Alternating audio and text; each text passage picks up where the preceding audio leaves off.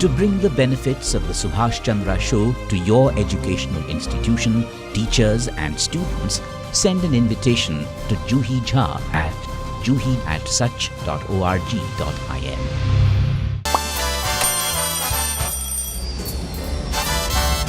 Vielleicht nur als dem Ausland.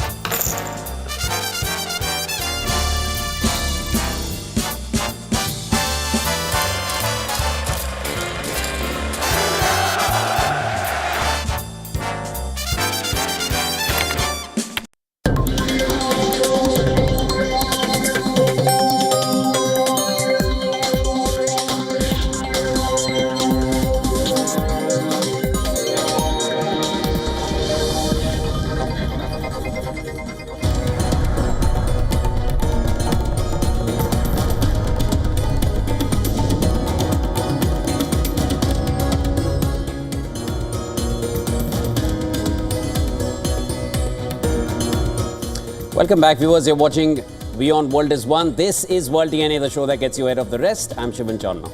And I'm Hemkaur Saroya. And on the show today, U.S. President Donald Trump all set to address a joint session of the Congress. His first address to the lawmakers since taking office about 6 weeks ago. Economy, immigration and foreign policy to top the agenda. Also on the show, as the US President gears up for the address, Ukrainian President Volodymyr Zelensky says that he regrets the way his White House visit played out. Says it is taking time to make things right now. Rather, he says it is now time to make things right. We would like future cooperation and communication to be constructive, and he's ready to sign that minerals deal at any time in any possible way. We will be bringing you the latest on that front as well. This is World DNA. Let's start with the headlines.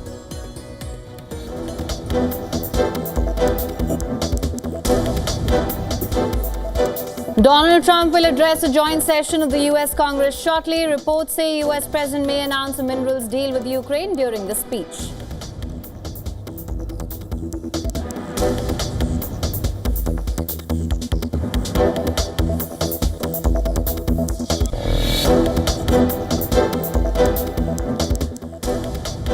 Zelensky says his fiery White House meeting with Donald Trump was regrettable. He says he wants to work under US President's strong leadership to secure a lasting peace in Ukraine.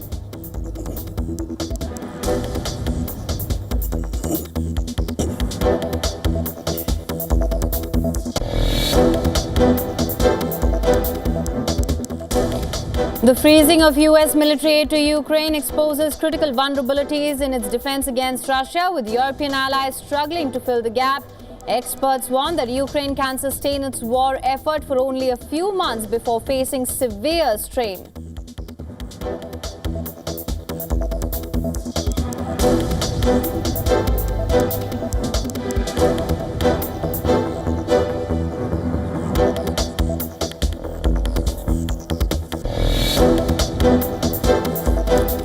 Canadian Prime Minister Justin Trudeau slams Donald Trump's dumb trade war, sparking further threats of retaliation from the US president after huge tariffs kicked in against Canada, Mexico and China.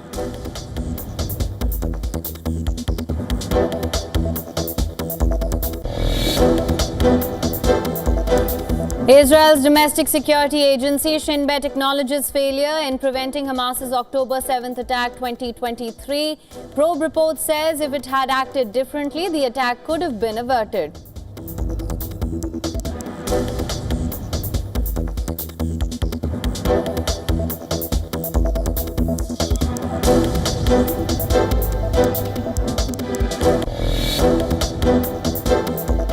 At least 12 civilians killed in northwestern Pakistan after suicide bombers drive two explosive-laden cars into an army compound as part of militants' attempts to storm the facility.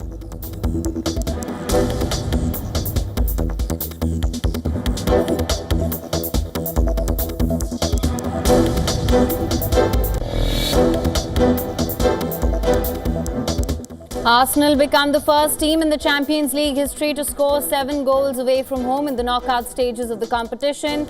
The Gunners beat PSV 7-1 in the first leg of their tie.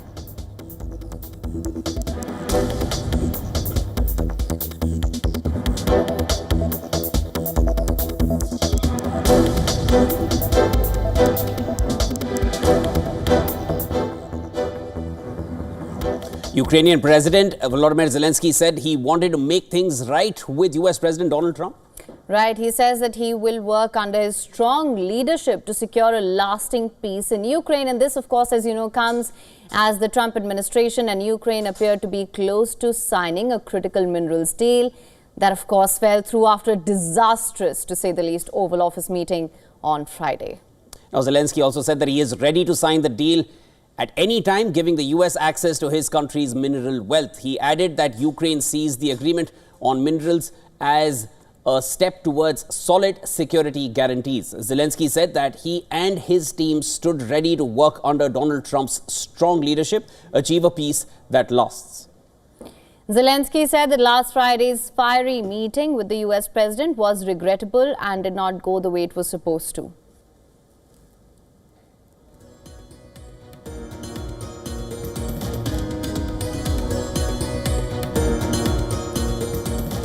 All right, viewers, we are now cutting live to US President Donald Trump's address at the joint session of the US Congress in Washington, D.C. Listen in.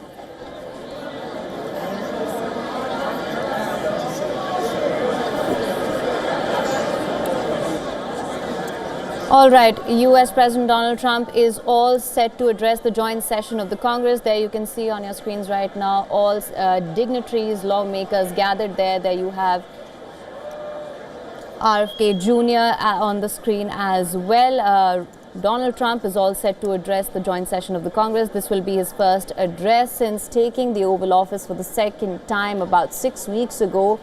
What we do know right now is that economy, of course, immigration, these are some of the big things on the agenda. We're also expecting that minerals deal that fell through last Friday to perhaps be signed, and that announcement, Donald Trump may make that announcement sometime during his speech as well. Yes, Haim, and you see the cabinet making its way in before the president arrives. We just had visuals of Pete Hegseth coming in, the defense secretary under Trump 2.0. We'll gradually see all his top diplomats walking in, top dignitaries coming in before the man himself makes his way in.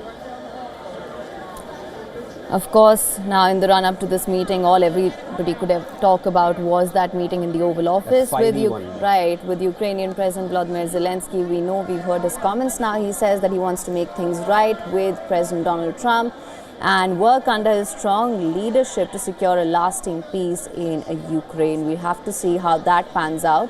As of now, you can see these are the live visuals that we're getting from Washington, D.C. All lawmakers, dignitaries in Trump's cabinet gathered there waiting for U.S. President Donald Trump to come in and address the joint session of the Congress. And this is his first address for the joint session. I think we can hear some applause. Perhaps we'll need to wait and watch who's just made their way in. And this comes within 6 weeks of his presidency. January 20th, he took to the Oval Office. Here we are on the 5th of March, and we're expecting Donald Trump to make his plea to the Congress to give him the funds that he needs for his initiatives. He will also be giving a report on all that he has achieved or set out to achieve in the last 6 weeks. The major tariff war has already started with some of America's biggest trade partners, that is China, Canada and Mexico. Canada has not taken well to it because of Donald Trump's moves. Canada has imposed return tariffs on the US. All of that is expected to be part of this address as well. And of course, the minerals deal, which Zelensky posted about just a few hours ago, mentioning that he is now ready to sign that minerals deal. He regrets the way that meeting went at the White House. He's ready to follow in Trump's lead, and under Trump's presidency and his leadership, they will want to move towards a just and lasting peace for Ukraine. So all those comments have also come in from Zelensky, and as of now, everyone is standing. I think Trump would be around the corner anywhere, anytime, any moment now would be about to enter. Right, now it's tradition, of course, for the president to give a State of the Union address, which usually happens which brings you all the updates and all the progress that's been made in the past year. Of course, it's only been about a month since Donald Trump took office, so this is the first joint session of the Congress that he will be addressing, and which is why it hasn't been labeled as such, hasn't been either. Vice President J.D. Vance standing right there where Trump is expected to come in as well. House Speaker Mike Johnson standing next to him. And they are awaiting the US President, who will be making his way with First Lady Melania Trump any moment now. This is going to be another opportunity for Trump to talk about all that has been done in the last 6 weeks. I think Elon Musk is definitely going to be in attendance. I haven't seen visuals of him yet, but 100% he is going to be in attendance here. All that he's done under Doge, that has again been a matter of a lot of, it has raised a lot of eyebrows. The kind of power that he has at this point, the kind of questions he has raised, the kind of emails he has sent, and the ultimatums that he's also issued. Absolutely. Of course, the biggest concern being that a lot of people are dissatisfied with the way power has been handed over to Elon Musk in certain regards, and on him what not basis? on what basis, because a lot of people have been contesting that he's not an elected member of Trump's cabinet either. But of course, those are some points of contention. We have to wait and watch what the big announcements during this address are going to be. As I mentioned, of course, immigration, economy, foreign policy, those are going to be some of the big issues. When it comes to foreign policy, we've seen a huge pivot when it comes to the Biden administration, even Trump's first term for that matter. We've seen how Trump has taken a very hardline stance when it comes to tariffs, when it comes to, of course, relations with Canada, Mexico, China. We've seen that rift play out between Canada and the United States as well. Of course, that jibe of Governor Trudeau that keeps coming up over and over. I thought it was a one-off, then it came coming back time and time again. I think the recent one a few days ago, again he called him Governor Trudeau. Obviously, it irks Trudeau to the end, to the core, as one would expect. And Trump's reasoning there is that if Canada wants the kind of concessions that it's asking for, it can't happen unless it's the 51st state of the United States. Again, that is a comment that has sparked a lot of uproar. That has been a point of contention between the United States and Canada as well. So it's about a month into Trump's presidency, second term in office. We're already seeing all these huge shifts in foreign policy. We've seen how immigration was the centerpiece of his election campaign as well. Of course, today, Shivan, from what I am gathering, I believe Ukraine is going to top the agenda. Of course, he is going to touch on tariffs, he's going to touch on other foreign policy issues. But I believe it's really the critical minerals deal that Ukraine has been hoping for that will be and big. Just hours ahead of this joint address, Zelensky made it clear that they are willing to sign it at any time, in any possible way, as and when it can be done. I wonder where that was 2 days ago, what changed in the last 2 days, but then this is a stance that he has as of now, quite opposed to where it was on Friday when that meeting took place at the Oval Office. It may come up in this address, but I think Trump will be making a keen mention of the things that he has achieved in these last 6 weeks. Those executive orders, every second day something or the other getting signed, ensuring that all states sign them. There have been a lot of executive orders that have been signed in terms of keeping men out of women's sports. That was one that he ensured, and also the removal of transgenders from their military. There was another executive order. There have been tons of them. And at this point, he will be talking about the immigration issue, which has always been at the top of his agenda. Right, and I believe, Shivan, of course, let's not forget the first 100 days. That's what he promised. All of these executive orders that have been coming at the speed and the volume that they've come in at. Of course, it all ties in with his narrative of the first 100 days and all the changes that he makes, which is why I believe this is not being labeled a State of the Union address, because that usually is a look back at the past year. It's only been a month, but a lot has happened every single day. New executive orders when it comes to tariffs, when it comes to immigration, as you mentioned, the transgender issue as well. So let's just see how... I remember last time when Biden came for the State of the Union address, the first things that he started was with, how he demonized Russia completely. And that was the narrative that the Democrats were carrying. And I feel even before Trump comes in, it's going to be a complete pivot shift away from what the previous government was. If you just take the same settings, same place, and it's going to be a completely different narrative which we are going to hear, as we've seen in Trump 2.0, which is completely different from what the previous administration was under Biden. The Gaza plan, that's also expected to come up here. Absolutely. That AI video, which was highly condemned by a lot of people. Mr. Speaker, the President of the United States.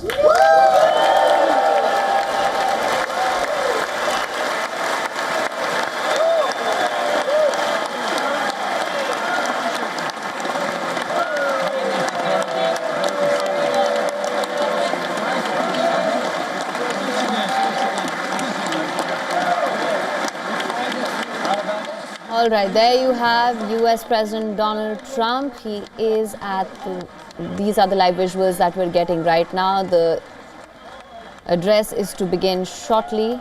Trump has entered, and of course he intends to talk about the first 44 days in office. He has already called it the most successful first month of any US presidency in history. According to the excerpts, of course, this was released by White House ahead of this address. Of course, he will also be defending his tariffs campaign despite concerns that it could raise consumer prices and slow economic growth. If we were to again take some of the excerpts, Trump has said that whatever they tariff us, we tariff them. Whatever they tax us, we tax them. That is pretty much his approach. If they do non-monetary tariffs to keep us out of their market, then we do non-monetary barriers to keep them out of our market. This pretty much sums up what Trump's approach is when it comes to tariffs as well. And of course, as I mentioned, very hardline stance that he's taken there. He's not scared to ruffle a few feathers. Absolutely not. Right. With immediate neighbors, and when it comes to Canada and Mexico, Right. Justin Trudeau has not taken kindly at all. He's given several statements of his own as well in response to the tariffs, which he gave Canada a 1-month pause, and then they've finally been rolled out. Trudeau said that he speaks directly to the American people, that it's the American people who are going to be hurt because of the tariffs that Trump has imposed, and in response to that, Canada has imposed reciprocal tariffs.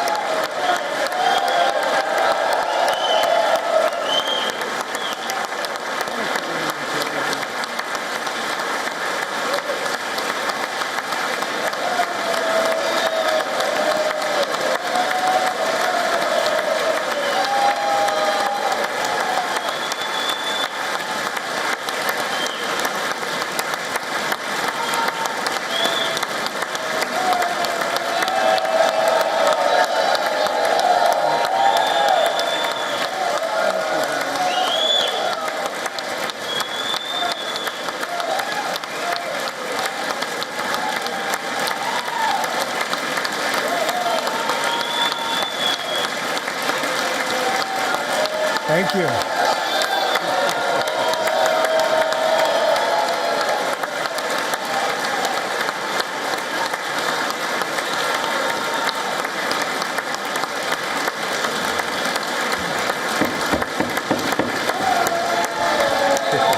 Thank you very much.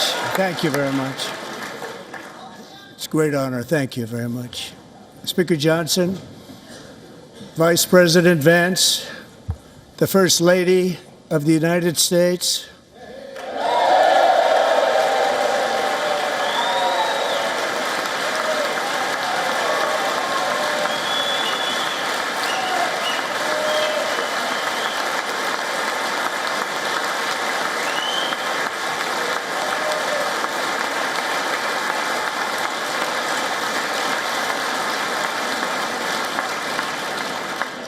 members of the United States Congress, thank you very much.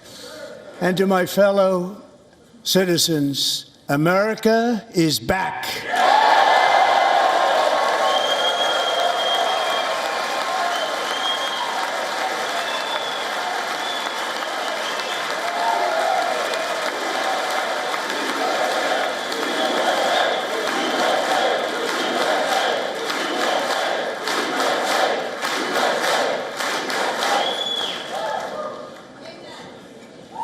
6 weeks ago, I stood beneath the dome of this Capitol and proclaimed the dawn of the golden age of America. From that moment on, it has been nothing but swift and unrelenting action to usher in the greatest and most successful era in the history of our country. We have accomplished more in 43 days than most administrations accomplished in 4 years or 8 years, and we are just getting started.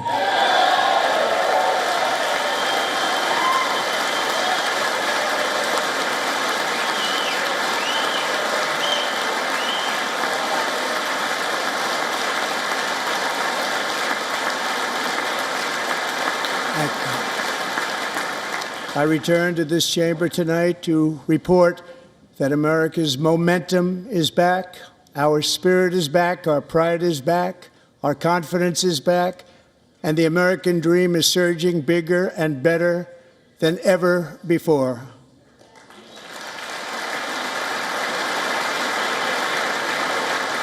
The American dream is unstoppable, and our country is on the verge of a comeback, the likes of which the world has never witnessed and perhaps will never witness again. There's never been anything like it.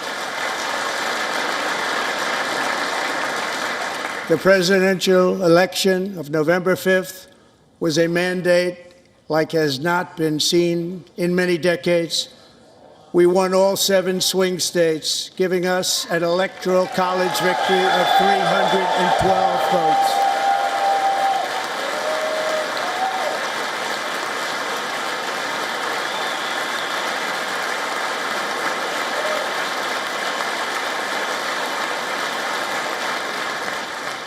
We won the popular vote by big numbers and won counties in our country.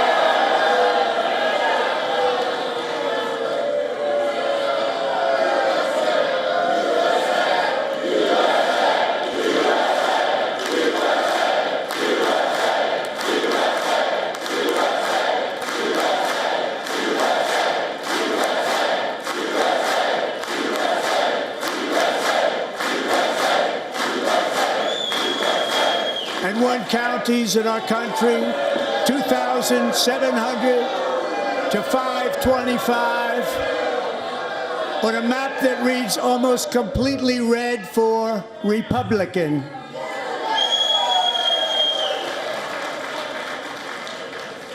Now, for the first time in modern history, more Americans believe that our country is headed in the right direction than the wrong direction. In fact, it's an astonishing record, 27-point swing, the most ever.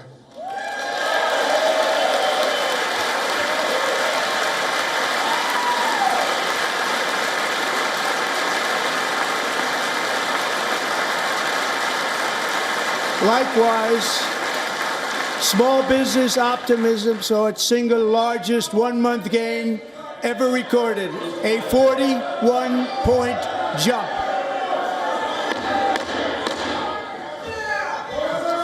Members are directed to uphold and maintain decorum in the House and to cease any further disruptions.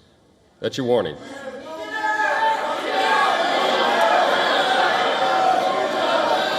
Members are engaging in willful and continuing breach of decorum, and the chair is prepared to direct the Sergeant-at-Arms to restore order to the joint session.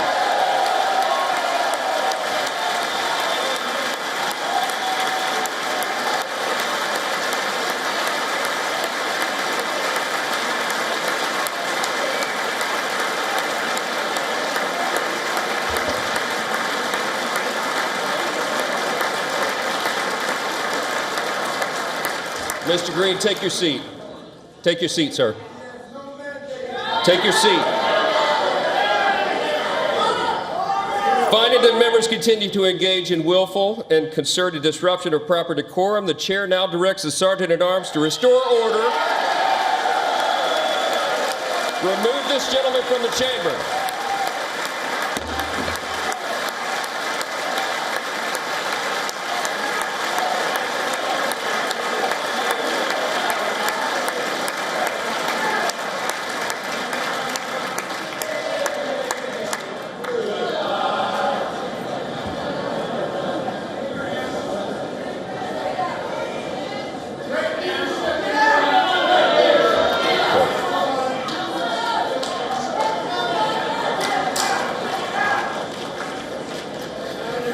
Members are directed to uphold and maintain decorum in the House. Mr. President, you continue. Thank you. Over the past 6 weeks, I have signed nearly 100 executive orders and taken more than 400 executive actions, a record to restore common sense, safety, optimism, and wealth all across our wonderful land. The people elected me to do the job, and I'm doing it.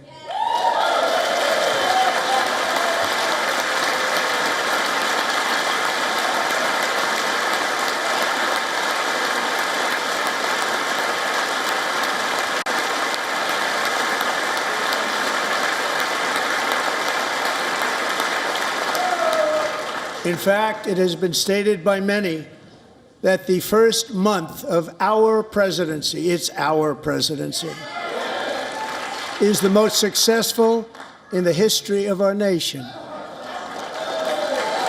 By many.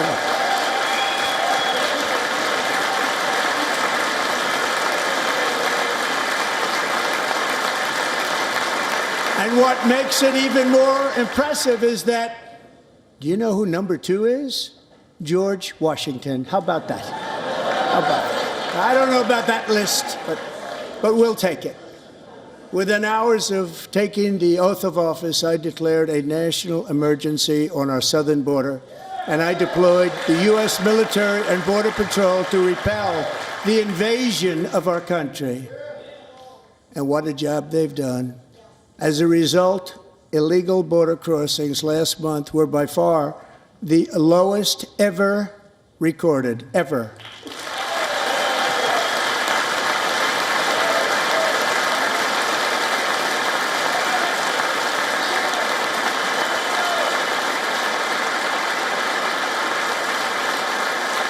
They heard my words and they chose not to come. Much easier that way. In comparison, under Joe Biden, the worst president in American history, there were hundreds of thousands of illegal crossings a month, and virtually all of them, including murderers, drug dealers, gang members, and people from mental institutions and insane asylums, were released into our country. Who would want to do that? This is my 5th such speech to Congress. And once again, I look at the Democrats in front of me, and I realize there is absolutely nothing I can say to make them happy or to make them stand or smile or applaud. Nothing I can do. I could find a cure to the most devastating disease, a disease that would wipe out entire nations, or announce the answers to the greatest economy in history, or the stoppage of crime to the lowest levels ever recorded. And these people sitting right here will not clap, will not stand, and certainly will not cheer for these astronomical achievements. They won't do it, no matter what. Five times I've been up here. It's very sad, and it just shouldn't be this way.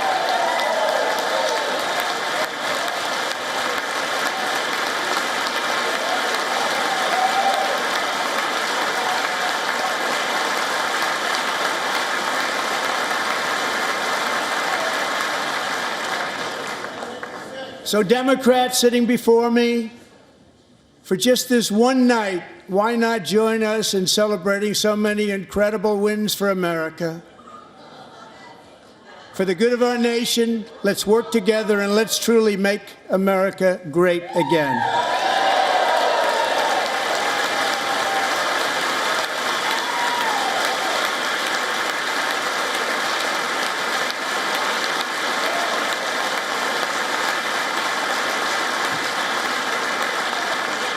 Every day my administration is fighting to deliver the change America needs to bring a future that America deserves, and we're doing it. This is a time for big dreams and bold action. Upon taking office, I imposed an immediate freeze on all federal hiring, a freeze on all new federal regulations, and a freeze on all foreign aid.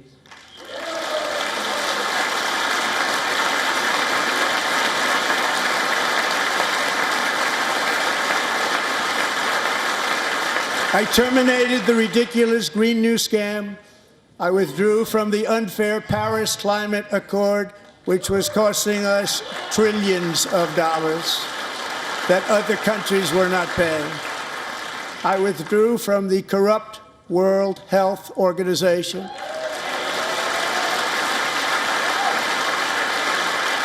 And I also withdrew from the anti-American UN Human Rights Council.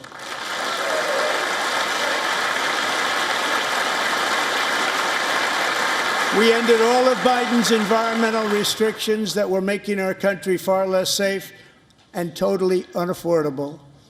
And importantly, we ended the last administration's insane electric vehicle mandate, saving our auto workers and companies from economic destruction.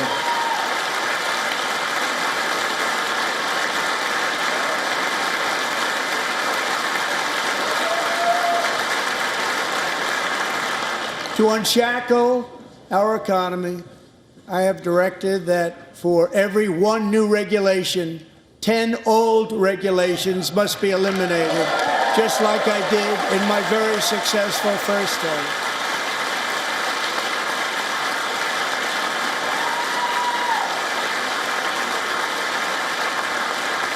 And in that first term, we set records on ending unnecessary rules and regulations like no other president had done before.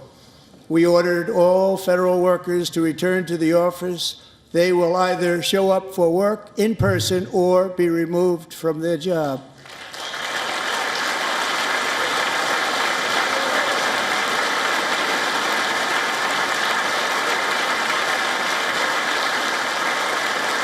And we have ended weaponized government where, as an example, a sitting president is allowed to viciously prosecute his political opponent, like me. How did that work out? Not too good. Not too good.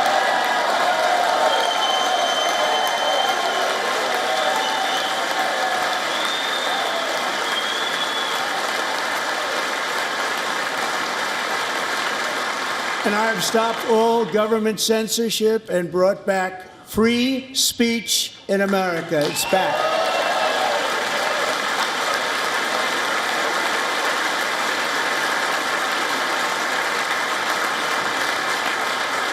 And 2 days ago, I signed an order making English the official language of the United States of America.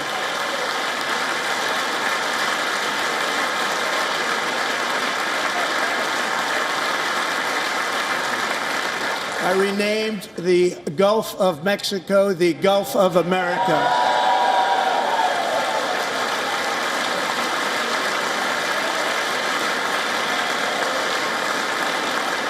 And likewise, I renamed, for a great president, William McKinley, Mount McKinley again.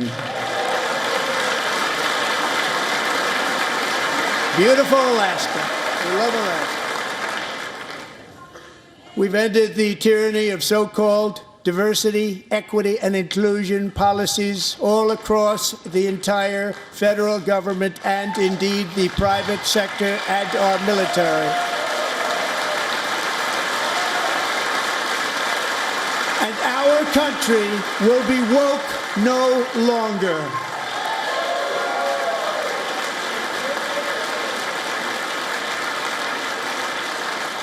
We believe that whether you are a doctor, an accountant, a lawyer, or an air traffic controller, you should be hired and promoted based on skill and competence, not race or gender.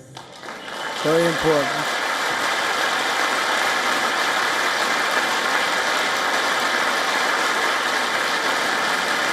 You should be hired based on merit. And the Supreme Court, in a brave and very powerful decision, has allowed us to do so. Thank you. Thank you very much. Thank you. We have removed the poison of critical race theory from our public schools, and I signed an order making it the official policy of the United States government that there are only two genders, male and female.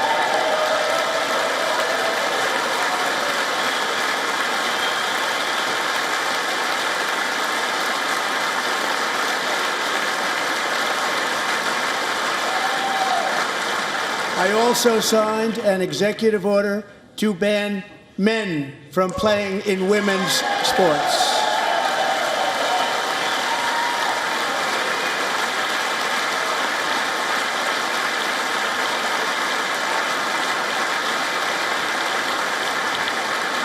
Three years ago, Peyton McNabb was an all-star high school athlete, one of the best, preparing for a future in college sports. But when her girls' volleyball match was invaded by a male, he smashed the ball so hard in Peyton's face, causing traumatic brain injury, partially paralyzing her right side and ending her athletic career. It was a shot like she's never seen before. She's never seen anything like it. Peyton is here tonight in the gallery, and Peyton, from now on, schools will kick the men off the girls' team, or they will lose all federal funding.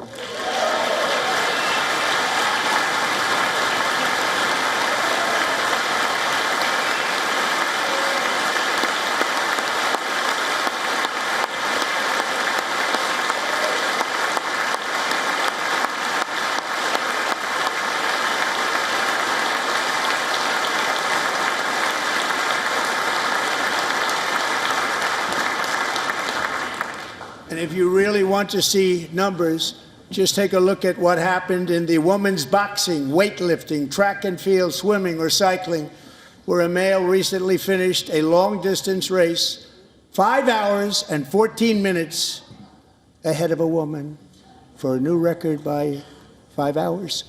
Broke the record by 5 hours.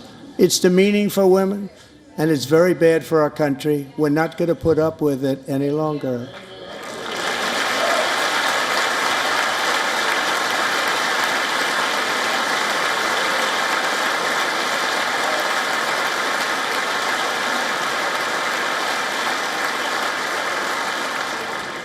What I have just described is only a small fraction of the common sense revolution that is now, because of us, sweeping the entire world.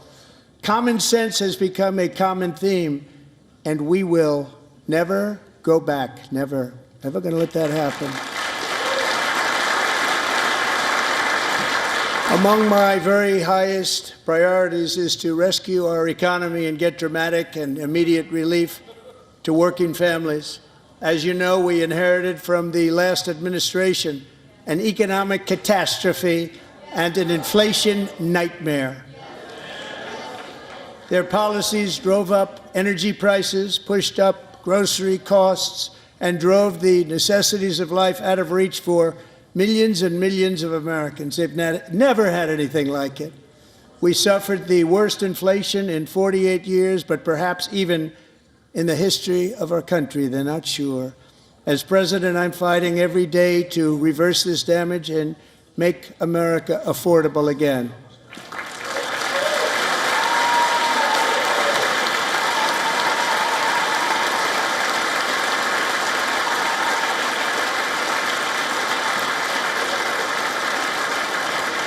Joe Biden especially let the price of eggs get out of control. The egg price is out of control, and we're working hard to get it back down. Secretary, do a good job on that. You inherited a total mess from the previous administration. Do a good job.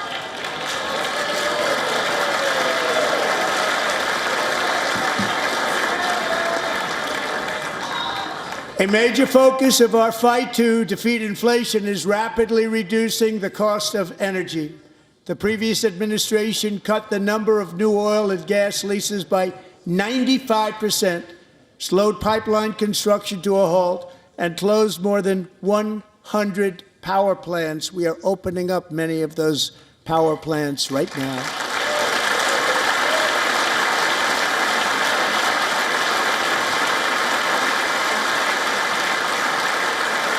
And frankly, we have never seen anything like it.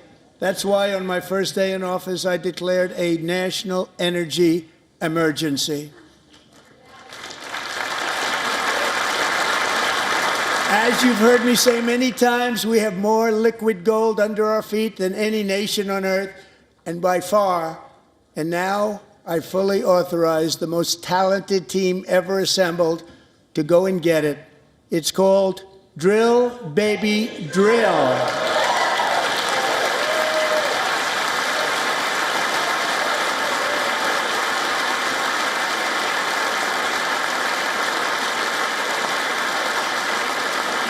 My administration is also working on a gigantic natural gas pipeline in Alaska, among the largest in the world, where Japan, South Korea, and other nations want to be our partner with investments of trillions of dollars each. There's never been anything like that one. It will be truly spectacular. It's all set to go. The permitting is gotten. And later this week, I will also take historic action to dramatically expand production of critical minerals and rare earths here in the USA.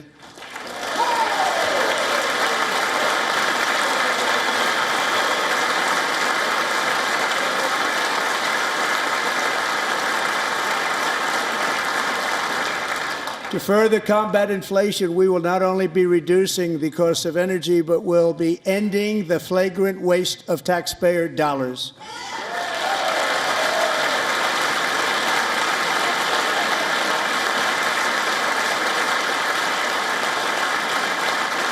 And to that end, I have created the brand new Department of Government Efficiency, DOGE.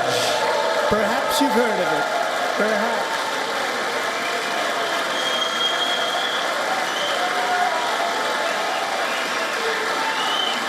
Which is headed by Elon Musk, who is in the gallery tonight.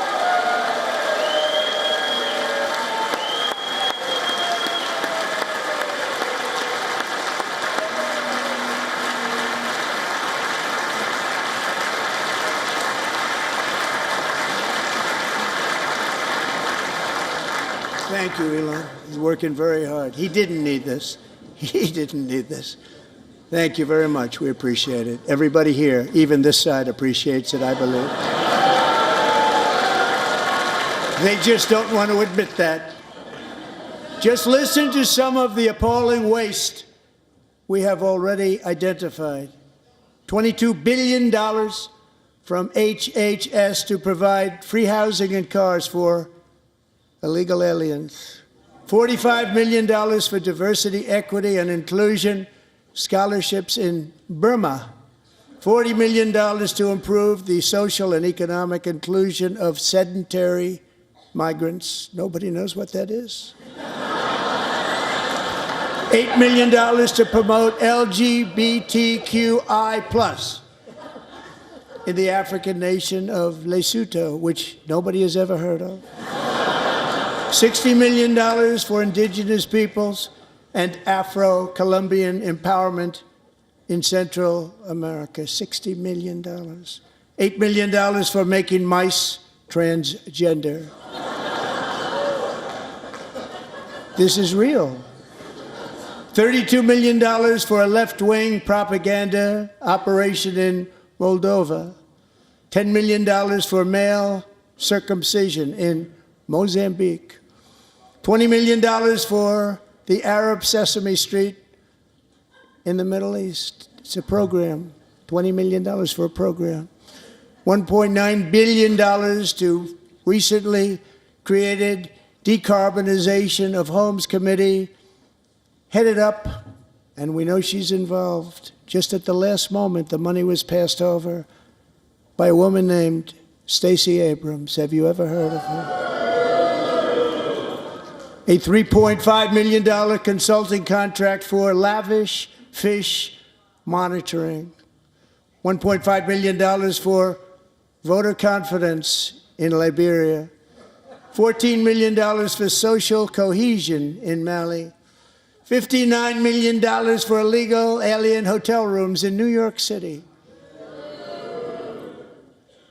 He's a real estate developer. He's done very well. $250,000 to increase vegan local climate action innovation in Zambia. $42 million for social and behavior change in Uganda. $14 million for improving public procurement in Serbia. $47 million for improving learning outcomes in Asia. Asia's doing very well with learning. We know what we're doing. We should use it ourselves. And $101 million for DEI contracts at the Department of Education, the most ever paid, nothing even like it. Under the Trump administration, all of these scams, and they're far worse, but I didn't think it was appropriate to talk about them. They're so bad. Many more have been found out and exposed and swiftly terminated by a group of very intelligent, mostly young people, headed up by Elon, and we appreciate it. We found hundreds of billions of dollars of fraud.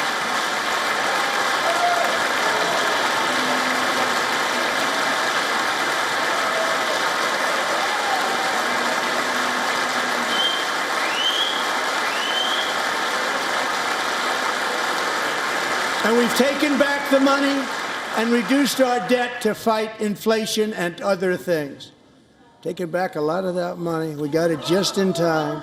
This is just the beginning.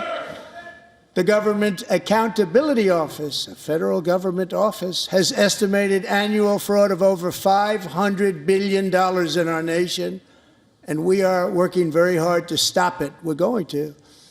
We're also identifying shocking levels of incompetence and probable fraud in the Social Security program for our seniors, and that our seniors and people that we love rely on. Believe it or not, government databases list 4.7 million Social Security members from people aged 100 to 109 years old. It lists 3.6 million people from ages 110 to 119. I don't know any of them. I know some people that are rather elderly, but not quite that elderly. 3.47 million people from ages 120 to 129. 3.9 million people from ages 130 to 139. 3.5 million people from ages 140 to 149. And money is being paid to many of them, and we're searching right now. In fact, Pam, good luck. Good luck. You're going to find it. But a lot of money is paid out to people because it just keeps getting paid, and nobody does, and it really hurts Social Security and hurts our country. 1.3 million people from ages 150 to 159, and over 130,000 people, according to the Social Security databases, are age over 160 years old. We have a healthier country than I thought, Bobby.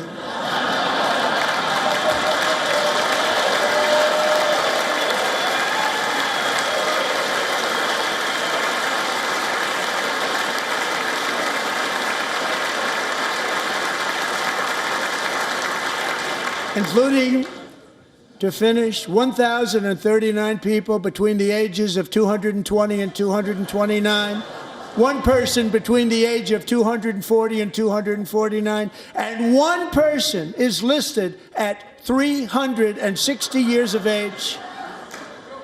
More than 100 years older than our country. But we're going to find out where that money's going, and it's not going to be pretty. By slashing all of the fraud, waste, and theft we can find, we will defeat inflation, bring down mortgage rates, lower car payments and grocery prices, protect our seniors, and put more money in the pockets of American families.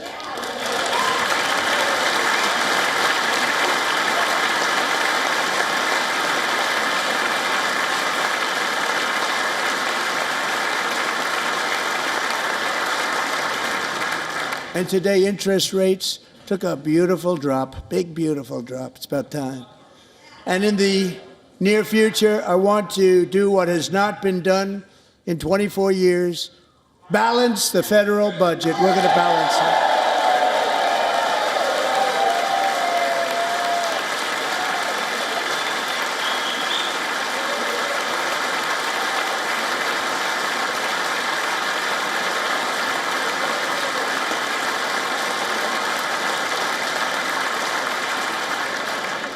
With that goal in mind, we have developed in great detail what we are calling the Gold Card, which goes on sale very, very soon. For $5 million, we will allow the most successful job-creating people from all over the world to buy a path to U.S. citizenship. It's like the Green Card, but better and more sophisticated. And these people will have to pay tax in our country. They won't have to pay tax from where they came. The money that they've made, you wouldn't want to do that, but they have to pay tax, create jobs. They'll also be taking people out of colleges and paying for them so that we can keep them in our country instead of having them being forced out. Number one, at the top school, as an example, being forced out and not being allowed to stay and create tremendous numbers of jobs and great success for a company out there. So while we take out the criminals, killers, traffickers, and child predators who are allowed to enter our country under the open border policy of these people, the Democrats, the Biden administration, the open border insane policies that you've allowed to destroy our country, we will now bring in brilliant, hardworking, job-creating people. They're going to pay a lot of money, and we're going to reduce our debt with that money.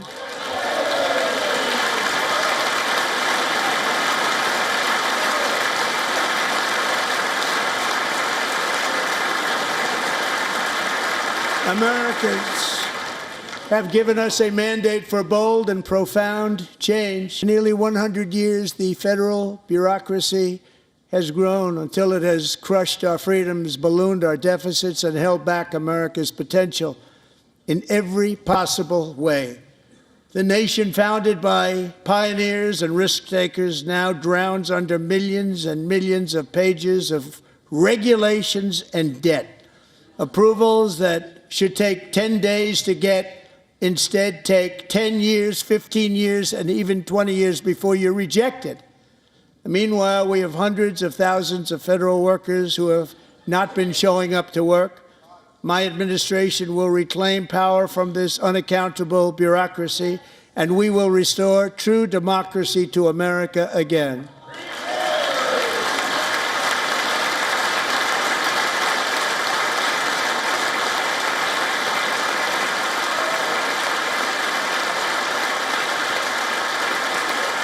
And any federal bureaucrat who resists this change will be removed from office immediately. Because we are draining the swamp.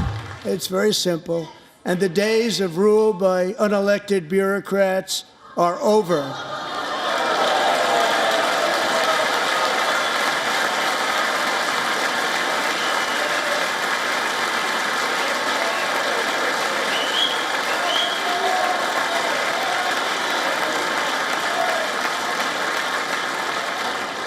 And the next phase of our plan to deliver the greatest economy in history is for this Congress to pass tax cuts for everybody. They're in there, they're waiting for you to vote. And I'm sure that the people on my right, I don't mean the Republican right, but my right here, I'm sure you're going to vote for those tax cuts, because otherwise I don't believe the people will ever vote you into office. So I'm doing you a big favor by telling you that. But I know this group is going to be voting for the tax.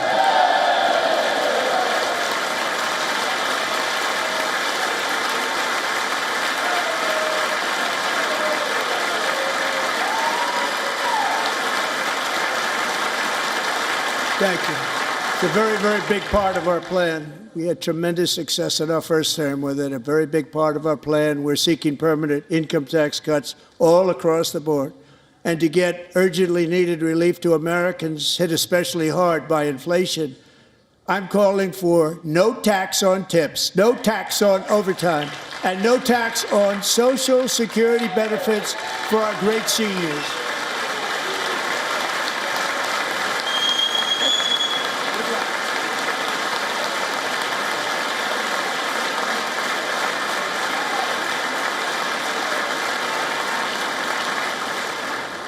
And I also want to make interest payments on car loans tax deductible, but only if the car is made in America.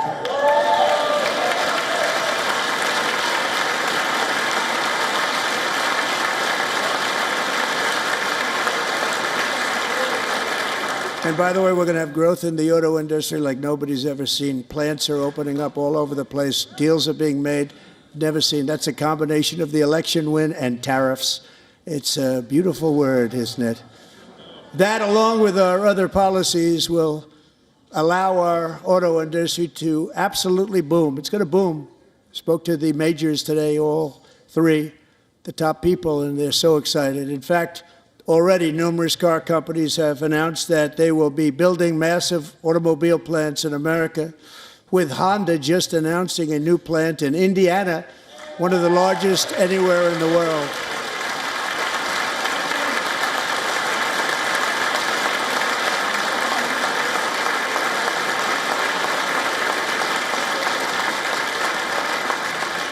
And this has taken place since our great victory on November 5th, a date which will hopefully go down as one of the most important in the history of our country.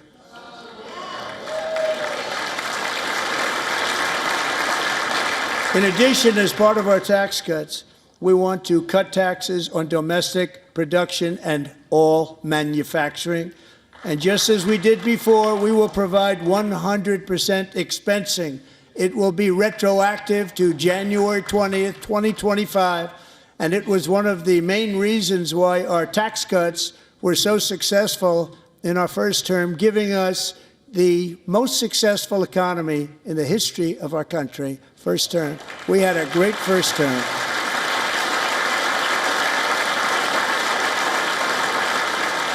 If you don't make your product in America, however, under the Trump administration, you will pay a tariff, and in some cases, a rather large one. Other countries have used tariffs against us for decades, and now it's our turn to start using them against those other countries. On average, the European Union, China, Brazil, India, Mexico and Canada, have you heard of them? And countless other nations charge us tremendously higher tariffs than we charge them. It's very unfair. India charges us auto tariffs higher than 100%. China's average tariff on our products is twice what we charge them. And South Korea's average tariff is 4 times higher. Think of that, 4 times higher. And we give so much help militarily and in so many other ways to South Korea, but that's what happens. This is happening by friend and foe. This system is not fair to the United States and never was, and so on April 2nd, I wanted to make it April 1st, but I didn't want to be accused of April Fool's Day. That's not, just one day cost us a lot of money. But we're going to do it in April. I'm a very superstitious person. April 2nd, reciprocal tariffs kick in. And whatever they tariff us, other countries, we will tariff them. That's reciprocal, back and forth. Whatever they tax us, we will tax them. If they do non-monetary tariffs to keep us out of their market, then we will do non-monetary barriers to keep them out of our market. There's a lot of that, too. They don't even allow us in their market. We will take in trillions and trillions of dollars and create jobs like we have never seen before. I did it with China and I did it with others, and the Biden administration couldn't do anything about it because there was so much money they couldn't do anything about it. We have been ripped off for decades by nearly every country on earth, and we will not let that happen any longer.